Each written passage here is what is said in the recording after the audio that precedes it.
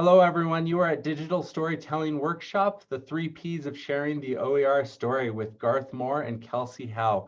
We're excited to have you, and I will turn the time right over to them.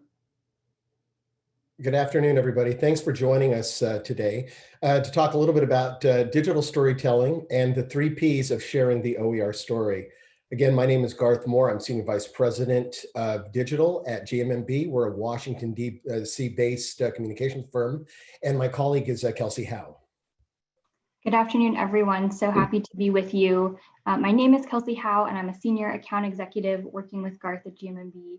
And I work with clients on a range of communication strategies, particularly in the education space. And I have had the privilege of working with the OER community for about 4 years now. And before we get started on talking about the 3 Ps today, we wanted to start our presentation off today with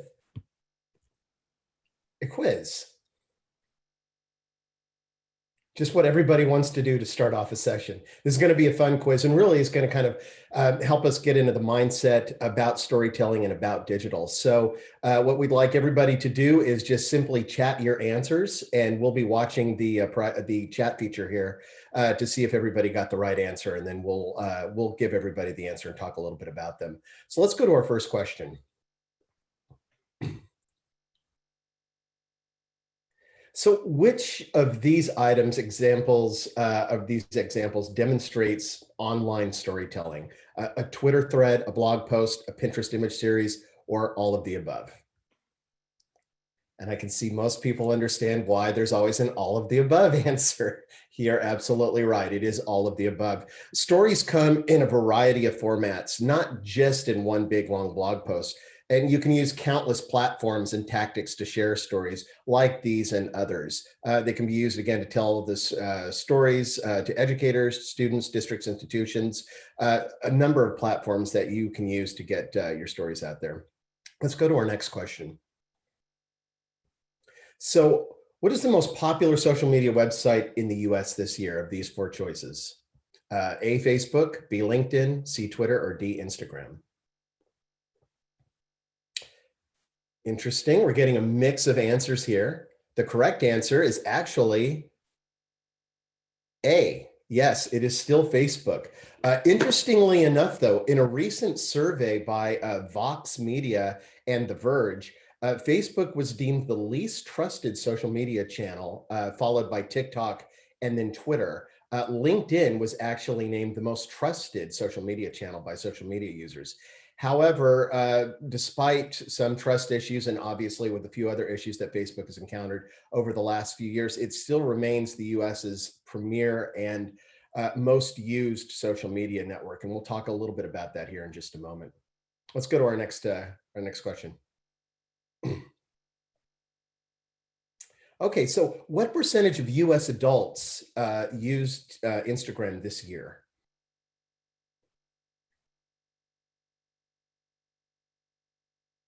Okay, seeing a nice mix of answers here. Okay, the correct answer is B, 38%. So 1 in 3 adults in the United States uses Instagram. So Instagram really is a platform to be reckoned with when you're thinking about how to build awareness for your using any of your social media channels. It's a very important channel to reach most people, or a third of the people within the United States. And let's go to our next question. So this is an interesting one. What percentage of millennials prefer to receive communications from businesses via email rather than other channels? And again, of course, we're talking about millennials, anywhere from that 24 to 42 age range. Okay, some of you are hitting the answer. It's actually a lot higher than you think. The correct answer is D, 73%. This was done by a couple of different market studies that showed that millennials are actually very responsive to email strategies, just as other age groups are. So email is a critical and often overlooked channel in how organizations and groups need to message. So don't think that only certain age groups are going to be opening your emails. Actually, emails work across a number of different demographics. And we have one more question for our quiz. What percentage of users judge a website based on design alone?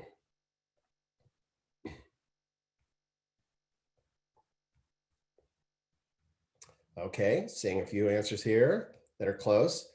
The correct answer is C, 94%. First impressions matter. Design is critical to how users will engage with your stories on your website, the type of images you use in your social media, the way that you've set up your email template. So keep these things in mind as we start to delve into the next part of our section when we talk about the 3 Ps. And thanks everybody for taking the quiz today and providing your answers here. Great. So before we dive into the rest of our presentation, I'm just going to spend 1 minute talking about GMMB, who we are and why we are talking with you this afternoon. So we are a full service communications agency, and we're primarily based in Washington, D.C., but we do have offices in Seattle and San Francisco. And we have a dedicated education practice, focusing on both K through 12 and higher ed.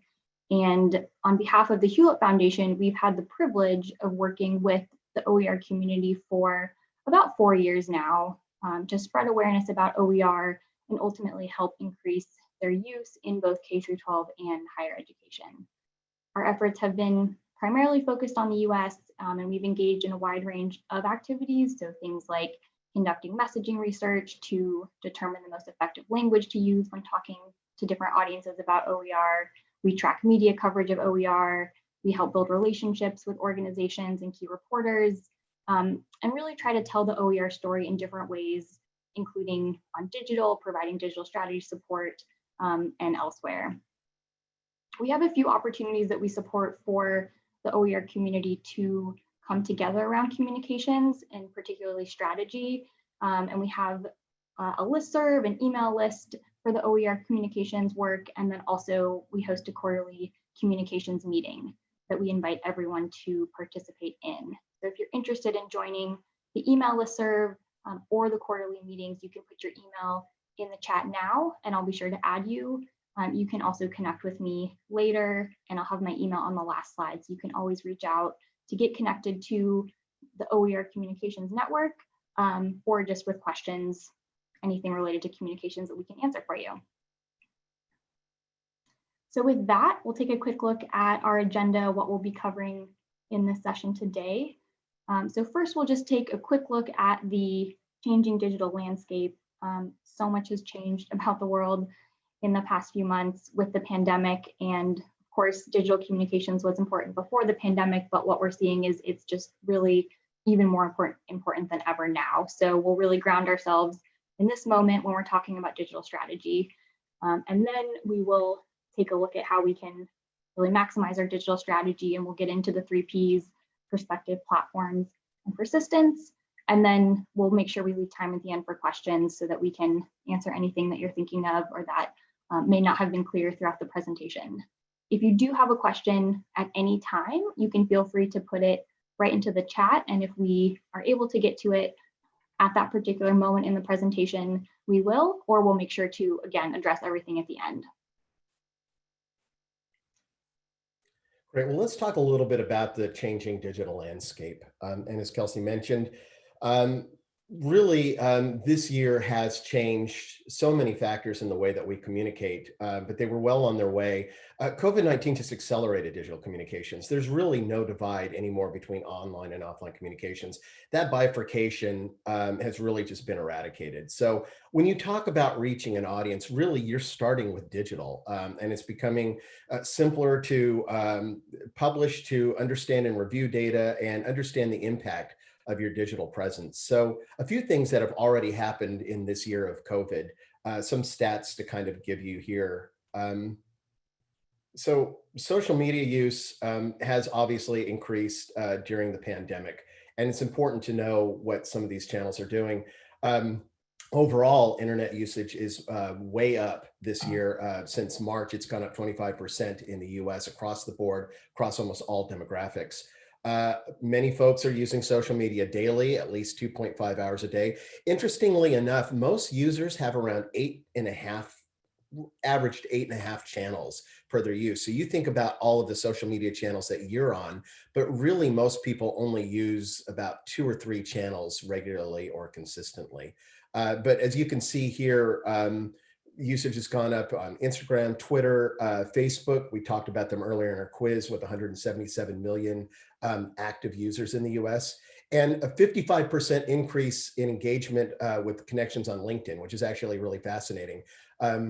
LinkedIn is no longer just the jobs board that we once thought it was. It really is a great place to not only make connections, but also to introduce content to those connections and really drive traffic to your website or to build awareness for what it is that you're trying to accomplish. And there's new digital platforms that are on the horizon as well. So when we start to look at some of those, we start to see some emerging technologies growing. TikTok, as was mentioned earlier in the chat, is being less trusted, and I saw a couple of people thought that was going to be the least trusted network. It's around 100 million active monthly users in the United States, which is pretty incredible. And then even social platforms like House Party, which started very small, have grown significantly this year. A lot of cord cutting going on, and more people are going on to subscription networks. So you think about digital platforms, and what we once talked about digital platforms being websites and social media, we can even start to expand those now to places like Hulu and other channels.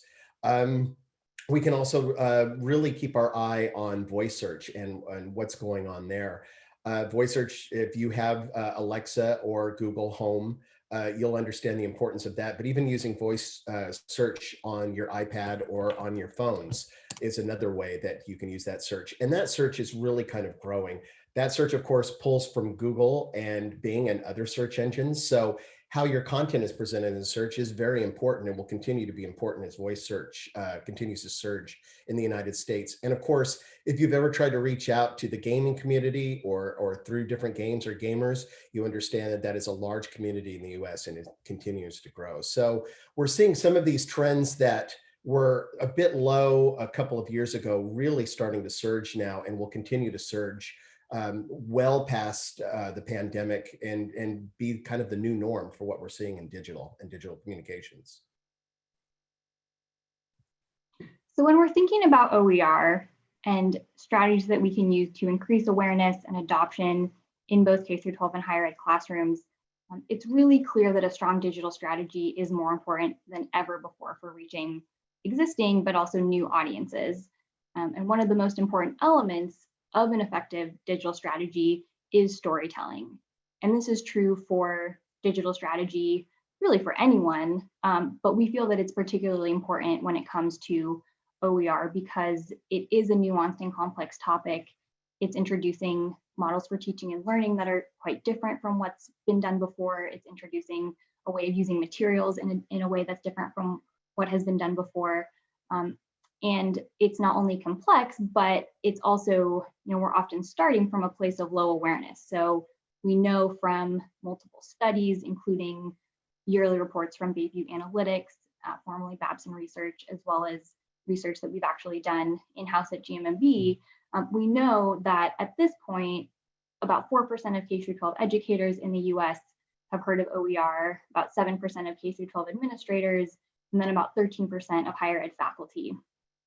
So with the pandemic, we know these numbers have likely gone up, that there has been this moment in time when we're seeing how important OER has been for distance learning, learning from home when students aren't able to be in classrooms. So these numbers probably are a little bit higher, but generally they are low. So the question is, how do we get these numbers up and how do we really solve the puzzle of OER awareness and adoption? And that's really where we believe that stories come in. So stories, they break through the noise and they capture attention, in addition to being a key element and way of presenting information about OER. So they are different from data, from facts, from just information that's a little bit less compelling. And so they can really help us kind of position OER with our audiences in a way that makes it unique and different from everything else they're already hearing. So on the screen here, you see this word cloud, which is kind of a simplified representation of what it might be like to be online right now. You're seeing, of course, so much information about the pandemic. You're thinking about budget cuts. Educators are also really aware of equity and wanting to personalized learning and really make sure that students are succeeding during the pandemic and of course beyond. So all of these different competing items for attention when someone is online. So how do we present OER information and content in a way that helps to break through this noise and really increase use of your platforms, but also of OER in general. And the quote on this slide really just sums it up in a nice way. So the human mind is a story processor, not a logic processor. So a lot about telling stories and telling stories online is about presenting information in a way that is catering to how our minds already work. Our minds already work to digest information that is based in personal experience, that is about somebody kind of showing what their life is like. It's just more memorable. It's something that we're likely to think about at the end of the day or the next day in a way that we don't have as much capacity to remember data and facts and statistics and that sort of thing when it all comes down to, what we take away. So what we're doing when we're thinking about digital communications is thinking about how we can engage our audience. And in the OER context, we're looking for, number one, how do we increase awareness for educators about OER? And then once we have done that, how can we get them to take interest in the materials, to engage with the materials, ultimately adopt the materials in their classroom, and then hopefully become an OER advocate. So share with their peers, with other institutions, if they're a student, with other students, why OER are so great and why we want to keep using them more. So this is kind of the engagement funnel that we think really strong digital communications can help us achieve. Great. Well, now we're going to go into the 3 Ps, and we're going to start with the first P, which is perspective. And when we talk about perspective, we're really talking about the user's perspective. And we're talking about how you can think of your communications to be user-centric. So not so much about just the information that you need to get out there, what your organization or group needs, but also think about your audiences and why they're coming to you and what they need and how they can find the information that's going to help them. So to do this, we're going to use a kind of a case study person today. We want you to meet Catherine. Catherine is going to be an example that is going to take us through the next few slides about how to kind of think about that user-centric method to getting your communications out there and really having that perspective of the user in mind. And to do that, let's start to think about some of the stories that we can tell Catherine. But how to create user-centric personas is really just trying to understand your audience. So let's take a few examples here. We have someone like Marie, who is a principal at a K-12 school in Baltimore, Maryland. You can have obviously more than one audience. As a matter of fact, you'll have several audiences. So for example, Jeremy is a policy leader for an education association. And then finally, we have our example with Catherine, who is a higher education faculty member at a small to medium university. The best way to create user personas is frankly, first of all, to go to your users and talk to them, figure out who they are, figure out how they've come to your website or your social media, talk to them a little bit, understand who they are and understand how they can represent a portion of your audience. If you do have groups of audiences and you already kind of know who those groups are, try to understand who are the kind of key personas within those audiences. These type of personas can tell you everything about not only who they are demographically, but they can tell you a little bit about their needs and their goals. You can also even prescribe some things to their personality or even some of their technology use. And the whole key to this is to understand who your audiences are, how they come to you, and how you're going to engage them to build them into your advocates. So let's talk a little bit about storytelling. Carrying our example of Catherine through our next few slides, really keeping her in mind, keeping the user front and center. What kind of stories do we think Catherine needs to hear in order to understand more about what OER are, but also to think about why she should be adopting them, why she should be using them in her classroom? So I would love to take just a minute or two. If you have any ideas about a story that would be really compelling to Catherine, throw it in the chat and we can just do a mini group brainstorm. And I'd love to hear not only what the story might be, but if you feel that there's a particular channel that may be most helpful, a way of packaging the story. So is Catherine on Facebook? Is she on Twitter? Is she likely to read a blog post? Would love to hear ideas about both story ideas and then channel ideas for getting the story to Catherine.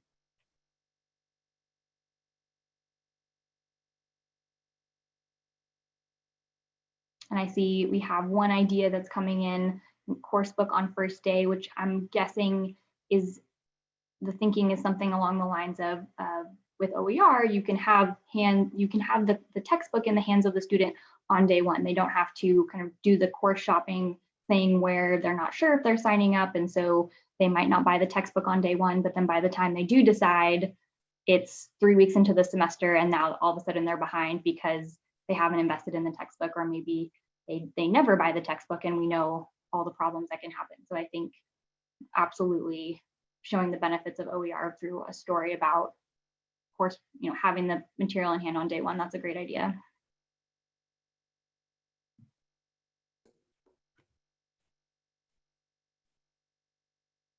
And Stephen had a great idea.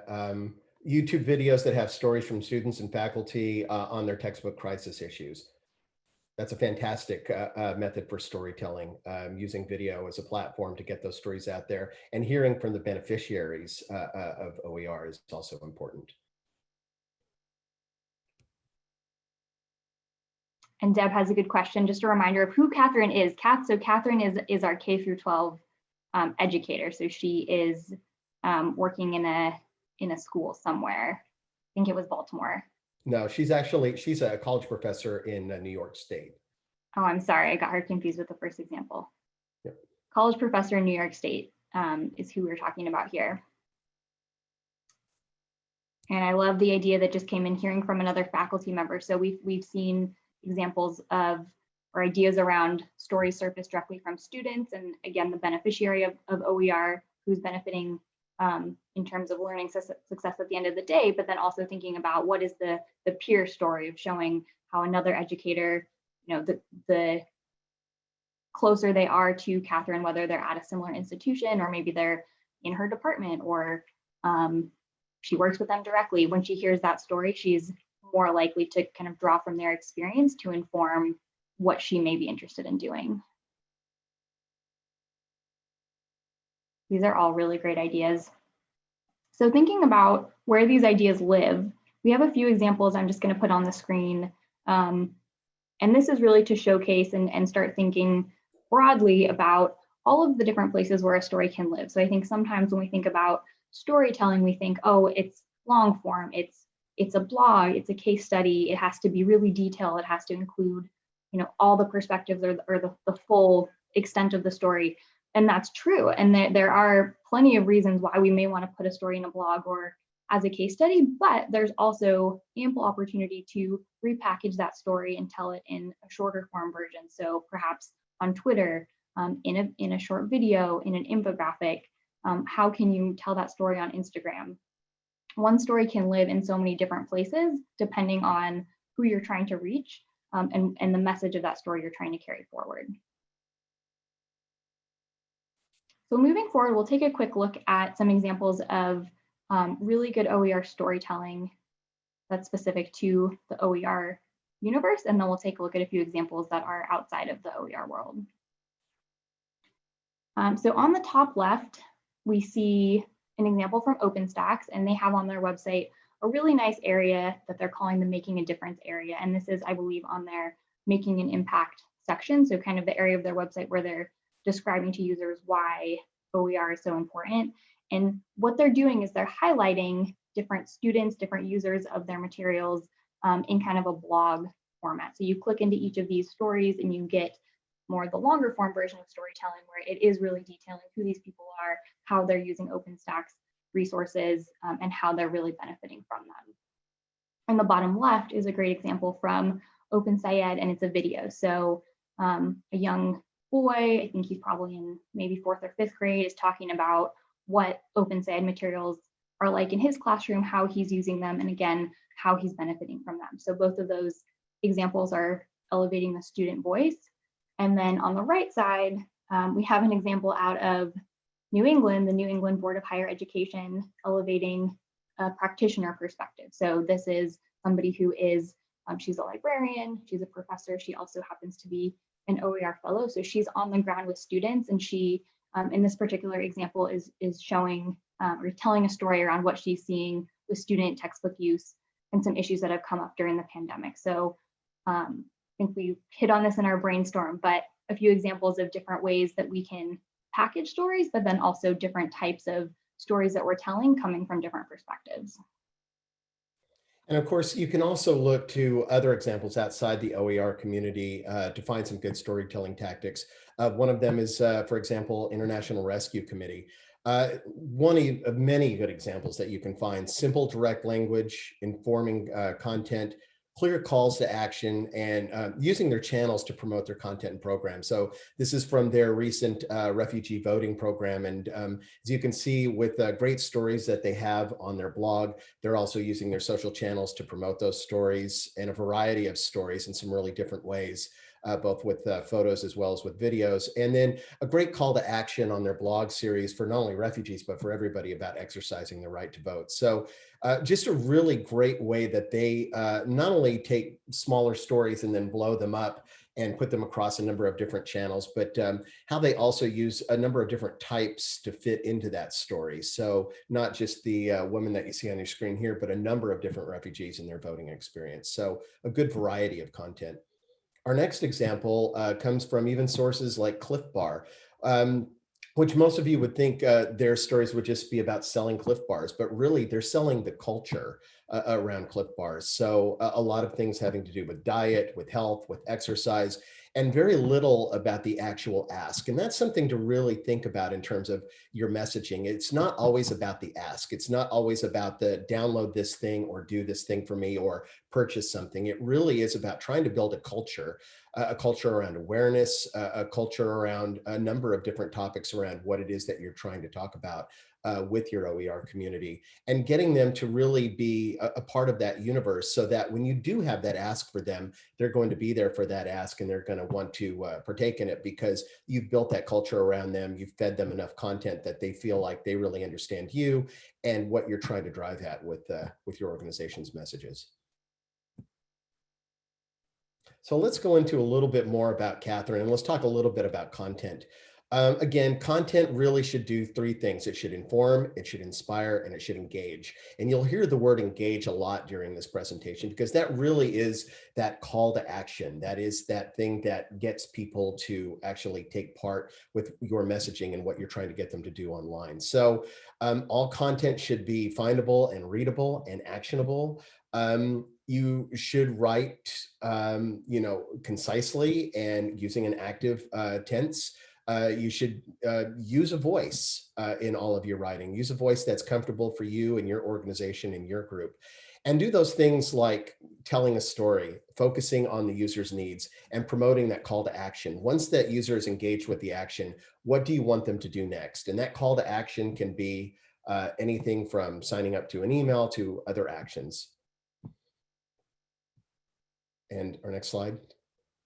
So a call to action, again, is just what you want those folks to do. So it can be anything, again, from signing up for an email to registering to taking part in a chat to downloading something.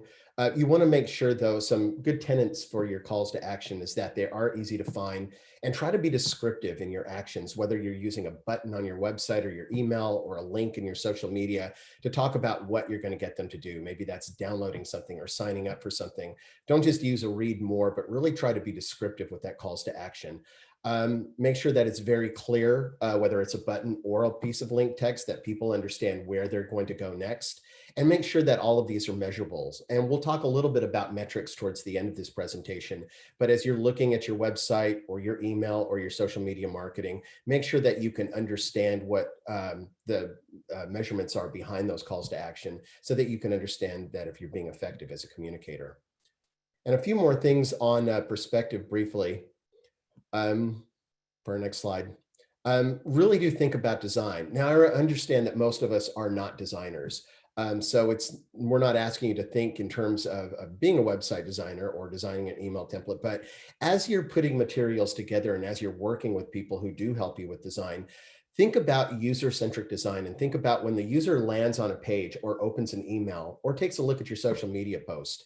It needs to be accessible, meaning the language needs to be short, it needs to be tight, it needs to be concise, but it needs to be compelling and really tell that story. Make sure that your brand is front and center and all the tenets around your brands, your colors, your fonts, and everything else, so that they can associate that. You remember with our quiz, 94% of audiences judge a piece of content based on design. So that first blush, that first instance that they're engaging with your content is really important. Make sure if there's any functionality, whether that's clicking a button or a link or doing anything else, signing up for a form, make sure that functionality really does work and that you've tested it. Most users, if functionality starts to not work for them, they will immediately go away and it's likely that they won't come back. And finally, again, all the things that we talked about earlier about good, compelling content, make sure that that content is right up in front and that it's compelling the user to get involved with that story. So we've talked a little bit about perspective. The second P is around platform, and that's simply where are you publishing? So as we look at our universe for all of our digital needs, you can see there are a lot of different things out there. So, you have to think about what's in your digital toolkit. A lot of organizations try to think that they need to be ubiquitous. They want to be in almost every channel, but that's not necessarily the case. You may not have the time, the staff, or the energy to be in every single channel. So really take a look at your email marketing needs, take a look at your social media needs, take a look at your website and other channels, and figure out what are the best strategies for you to engaging the audience that you need to connect with. So we'll talk a little bit about some best practices for some of our platforms. We'll start with website. So for website, obviously you have a lot of different resources that you need to think about for your content. Your homepage, of course, being the most primary piece of content that you'll need to worry about. If you look through your Google Analytics or any of your website metrics, you'll realize most people actually end up on your homepage. So think about how you're using your homepage to drive people to those stories and engage them. Where are you providing instruction and guidance? What kind of blogs or updates do you have? And what other kind of tools and resources do you have? All of these things matter in terms of your storytelling, in terms of building a narrative around these pieces to engage people and bring them into your site. And another thing to think about in terms of your website is just referrer traffic. And when we say referrer traffic, we're talking about people who are linking to your website and coming over to your website. This really does help you with search. It also just helps in building trust within your brand and your organization. So think about the partners and other sources that you have out there that can link over to your website and talk to them. We'll talk about partners here in just a little bit. Also think about reaching out to bloggers who are talking about education or subject matter experts. Also think about other publishing platforms, such as Medium or other places where you can put opinions pieces or guest blogs to drive people back over to your website. Those kind of refers will really help out with your analytics and again, building that trust. And finally, earned media, anytime you can get a media mention of any kind really does help in terms of driving traffic back over to your site. So we'll talk a little bit about email marketing and just a few tips here. Again, as we saw in our quiz, millennials, 73% of them want to engage businesses through email marketing. And email marketing is really the low-hanging fruit that a lot of people really should pay more attention to. Email is still very relevant. You have to think about email as being an opted-in audience. They want to hear from you. They're purposely subscribing to your newsletters or your updates. And we know that email subscribers are more likely by 2 to 1 to take an action over your social media users. So they really are a bought-in audience. And when you think about best practices for email, make sure that you're really doing those things in your email to inform and to drive that call to action. Usually a single call to action in an email is best. Try not to stuff your emails with too many calls to action, but try to be very specific so that when that email is opened up by that person, they know this is that one thing that you want them to do right now. Also very important among these tips is establishing a cadence. We see this with a lot of organizations that just kind of email randomly. Make sure that users understand if you have a biweekly or a weekly or a monthly email, they know when they're going to get that email so they can come to expect it. That really will help with your open rates and your engagement rates to kind of keep your audience involved. We'll go quickly to a couple of social media best practices. So when you're thinking about social media, you really want to define your key calls to action there, and you really have to understand the platforms and how you can engage on them. So if you're trying to drive traffic to your website, places like Facebook and Twitter and LinkedIn are very good for that because they have links that you can put into your content and you can drive traffic over. And then you can measure those links on your social media or your Google Analytics. But when you look at platforms such as Instagram or Pinterest, it really is more about driving awareness. You can drive some links, but we really do find that these channels are more visual and much more about building awareness for your brand, your messaging. So think of them more about how to just kind of build awareness for who you are. And if they go to your bio, then they'll see a link there. But really try to think of them as more kind of visual awareness building platforms. So those will determine the means to your end, what you want to drive to, traffic or clicks versus just awareness or engagement. And also with social media, something to think about is when you're engaging on your social media channels, make sure that it's not just publishing or that you're just doing a monologue. Make sure that you're talking with people who leave a comment on some of your social posts. Be sure to go out and comment on other social posts, like other comments that you see in the OER community or with other educators or resources, and really try to build that engagement. The more that you use your social channels to go out and engage with other people, the more likely you are to build followers and have people engage with your content. And just a few other thoughts on channels here. So when you're looking at groups like Facebook or channels like Facebook, Twitter, LinkedIn, think about what those channels are for. Facebook, of course, has really reintroduced groups over the past 2 years. There are a number of education groups on Facebook groups, so finding and engaging with those groups really does help. And you also should know what the kind of demographics that you need for these audiences. So if you are looking for an older demographic among educators or policy analysts or any other kind of institution members, you're going to likely be older groups for Facebook. Twitter does actually skew a bit younger. It's also great for media and influencers. And LinkedIn, as we talked about earlier, is great for those professional engagements and finding like-minded professionals to engage with. Pinterest is really, I think, an interesting social channel just in terms of usage. A lot of educators do use Pinterest to pin images and to pin resources and to find them later. So it's a great resource for you and your organization or your group to engage with. 50% of millennials use the platform as part of their audience makeup. There are a number of women on the platform, but men are also a rising demographic on that platform as well.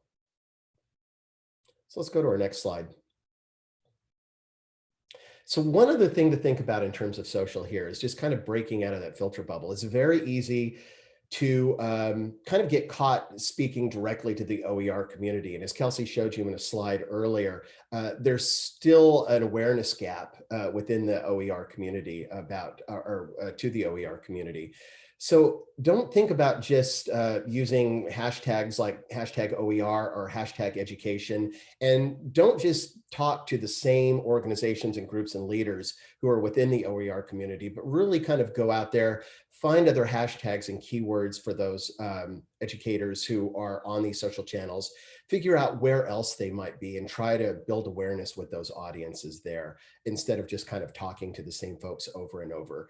You'll see this in terms of how your channels might grow and certainly in engagement on your social media posts. And then hopefully you're driving those audiences where they can then sign up or learn more about OER for their needs. And I think we're going to go now to our last P, which is persistence. Persistence is really interesting. So when we think about persistence, we really need to think about the 40-60 rule. So when we talk about persistence in this instance, we're talking about getting your message out there. So for every piece of content that you create, you really should think about it in terms of spending 40% of your time creating that content and then 60% of your time promoting that content. So for an example, let's say, just to do easy math here, it took you 4 hours to create and publish a blog post. Now you have to think about in terms of how long is it going to take for you to promote that blog post. And again, it should take about 6 hours. That's posting it on channels, talking to partners to link to it, getting other resources to link to it, maybe putting it out in an email, and really taking the time to promote that content so that you're not just leaving it up on the vine to die, but that you're actually getting the word out about this great piece of content, this great story. And one way to think about your content then is to kind of create content calendars. I'd love to do a quick snap poll just using the chat function again. Who is currently using a content calendar, or sometimes it might be called an editorial calendar, to program your digital communications?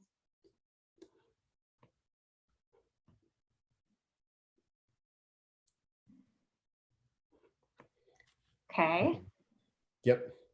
So got a few yeses, which is awesome. A few nos. Good. It's a good mix. For So some again, projects, but not all. yeah. Go ahead, Garth. No, I was going to say, and a content calendar, as you can see here, is just how often you're pushing out that content, where you're posting it.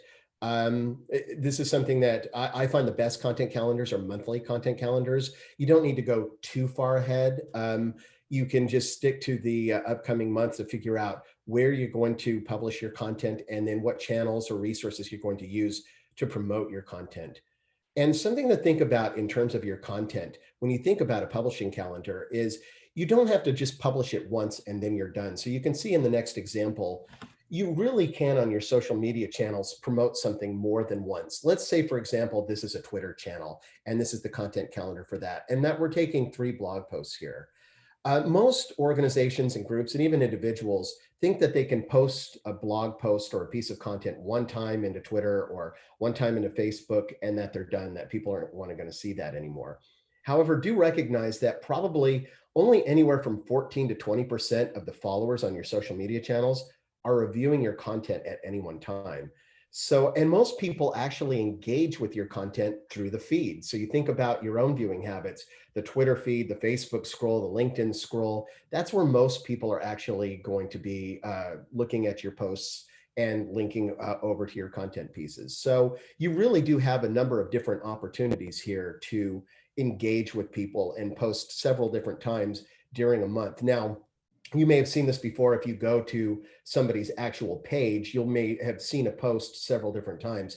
And that's because they're re-promoting that post several different times. So don't think that this is a one and done in terms of your content calendar. If you've got 3 really good pieces of content to promote in a month, you can use your channels several different times in several different ways to promote that content and get it out there. We'll talk about a couple more things and then we'll go to questions. Search is obviously very important.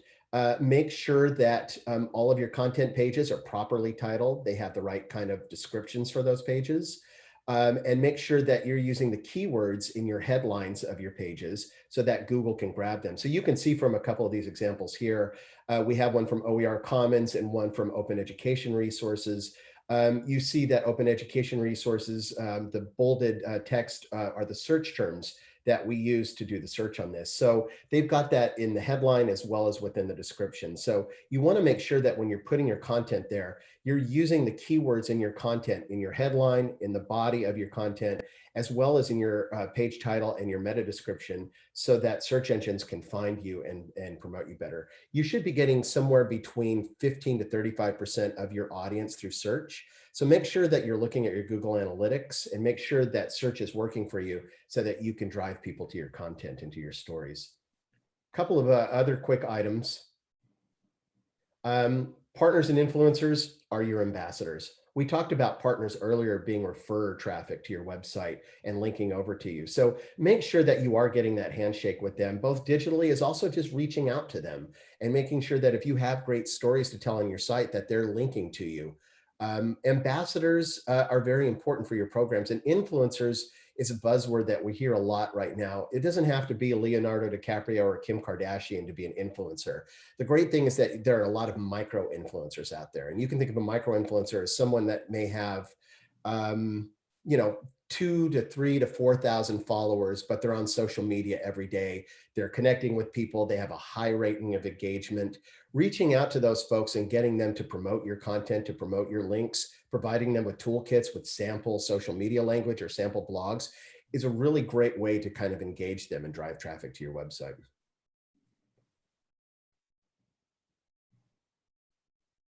So finally, a quick word on metrics. There's a lot you can obviously look for, and we've talked about engagement as being the key factor in all of our communications. So really try to take some of these items and look at these things in terms of engagement. Where are your audiences coming from, for example, to your website? Is social media driving them? Who are some of the top referrers? Where are your partners and other groups linking to you? How long are they spending on your page, and are they bouncing off of your page? And are they meeting your goals there? For social media, how many likes and shares are you getting? How many comments are you getting? In your email, how many people are opening and clicking and forwarding your email? It's all about engagement. So don't worry about necessarily how many subscribers you have or how many people follow you on a social media channel, but worry more about, are you engaging people? Focus on those metrics around engagement so that you can understand if your content is really working for you and you're getting people to engage with your program. So we have covered a lot in the last 45 or so minutes. And if there's 3 things that you take away from this presentation, I hope it's the following. So I'm just going to reiterate a few points. And number 1 is really the importance of having a really strong digital strategy. And we know before the pandemic, it was important to be online and to be engaging with your audiences digitally, but even more so now, and especially in the context of OER communications, there's so many stories, so many reasons why OER is important in this moment to help students learning from home, but also in the future as we move forward and get beyond the pandemic. So having a digital communication strategy is really essential to your overall communication strategy. And the second piece is, of course, the storytelling component. So when you're thinking about not just how, what platforms you're using online, but the content that you're actually putting on those platforms, how can you incorporate storytelling to really drive your message home? And storytelling doesn't necessarily fully replace data. It doesn't replace facts. It doesn't replace a lot of the information that you do really need to share with audiences in more of a straightforward way. But it is a really important component. And the more that you can use storytelling to really break down what OER is, how it's used, how it benefits students, peeling back the curtain to campuses, peeling back the curtain in school districts, like what does it really look like when teachers are using OER, when educators are using OER, is going to go a really long way in OER communications. And then finally, thinking about the right platforms to reach your audiences. So Garth had the really nice slide about there's so many different platforms that we think about when we think about digital communications, but you really don't have to be on all of them. You really just have to be on the ones where your audiences are and the ones where you're getting the most engagement and you are able to use them the most efficiently based off of your organizational capacity, the resources you have available, and the content that you have available. And you can repurpose those stories and you can repurpose content across digital platforms. So you don't have to think about one blog post that only lives on your website. You can think about how does that same content live on Twitter? How does that same content live on Facebook? How can I get the most, essentially bang for my buck when I'm thinking about my editorial calendar and the information that I'm putting out into the world? So with that, I would love to turn to questions and feel free to unmute if you would like, or you can put your question right into the chat. And I do want to first circle back to a question that we had come in through the chat about halfway through the presentation, which was really on a messaging challenge that I know many in the OER community are facing, that this person raised, where how do you message around that OER are not necessarily always equated with free, that there may be free online resources that exist that aren't OER, and just because in many cases OER are free, they have the specific, there's specific elements that make them OER. And I would say to answer that question, that really comes down to knowing your audience and what they need to hear. So because awareness of OER is so low, what we really recommend in terms of messaging is pretty much in every situation, a definition of OER needs to lead. So you have to not just say the term, but you have to explain, essentially what the 5 R's are that make OER really different from something that is just free and kind of floating around online, and that make OER really different from traditional materials. So sometimes it's hard to really get that full conversation in just one tweet. But as you're telling the story, the story really does need to start with the most fundamental definition. What is OER, and what does it mean to be able to edit, remix, share? And I mean, really, you could have many, many stories just explaining the definition. What does it mean to edit? What does it mean to remix? Just getting at those basic questions and helping people understand those unique components of OER is really core to the messaging challenge. And Kelsey, we have a question here from Dustin about how do you scale your strategies best? A lot of different size orgs here. That's something I can briefly touch on. With any size organization, you can start your storytelling right away. And it means just sitting down and trying to understand what is that story and how's that story going to relate to your audiences, and how are you going to drive that story to meet a goal of yours. So like, let's say, for example, you want to drive people to sign up for your email, and you think you've got a great story to do that, an OER story about an educator or about a student group. You can start there, and you don't need to be a large organization to start that story and then to promote that story. Obviously, the larger you are, the more resources you have and access to resources to tell many different stories. But even a very small organization or group can start with just a number of stories and finding the right platforms to kind of share those stories on. If you've got a website, if you're using an email tool like MailChimp, and you've got a couple of social media handles, you're well on your way to starting those stories. So the first thing to do would be to figure out, what is the story you want to tell? Who are your audiences? Who are those user personas? And what is the goal? What are you trying to get for those stories from your audience? How are they going to engage with you after reading that story? And then from there, you can scale it to whatever technologies and resources that you have. If those are free websites and free email programs, right through to your more sophisticated tools. But don't think, again, that you have to be ubiquitous. Work within the channels where you think your audiences are, and work with your partners to help promote those stories and to promote your resources to get your message out there. We've had a few questions around just, are we sharing the slides after the presentation? And we can absolutely make the slides available along with the full recording. And we have a story idea that came in, I think, in response to the first question about perhaps a story that could be from a faculty member about how they realize that free is not always OER and why it's important to make that discovery. I think that's a really good story idea. I will also say, generally, the stories that are often informative and kind of move the OER awareness piece down the line is stories that really focus on the benefits of what OER are and how they're used, and don't necessarily highlight what they're not. So it's important to make those distinctions, but then usually we're recommending pivoting pretty quickly to focus on, okay, OER is not a free resource that's floating online. We want to make that distinction, but now let's really dive into what OER are so that you're showing and not telling, and making sure you're just not focusing the story too much on what it's not. And one other quick thing, while we're waiting for a couple of other questions, I know that anytime you're at a conference, you have a million ideas coming out of that conference from all the other panels that you've seen. And then you're going to go back to your desk on Monday and sit down and think, okay, how am I going to take all this information and actually put it into practice?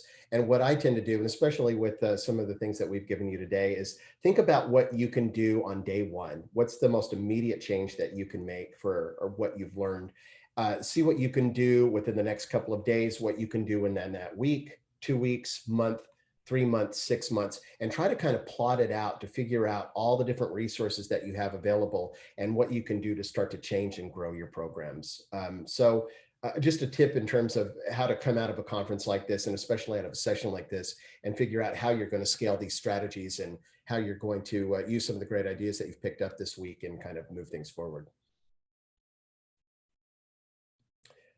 We've got a little bit of time left. Are there any other questions that anybody want to ask? You can go off mute or ask them in the chat window.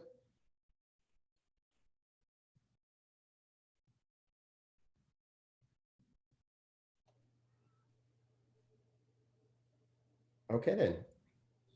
That's what I was going to tell you to do. There's their contact information. I would also encourage each of you to write them in the chat for those who can't grab screenshots easily. So if they want to cut and copy your email address. Thank you so much for being here, Kelsey and Garth. That was a great presentation. I'm going to go ahead and hit stop record, but you're welcome to chat for a couple more minutes.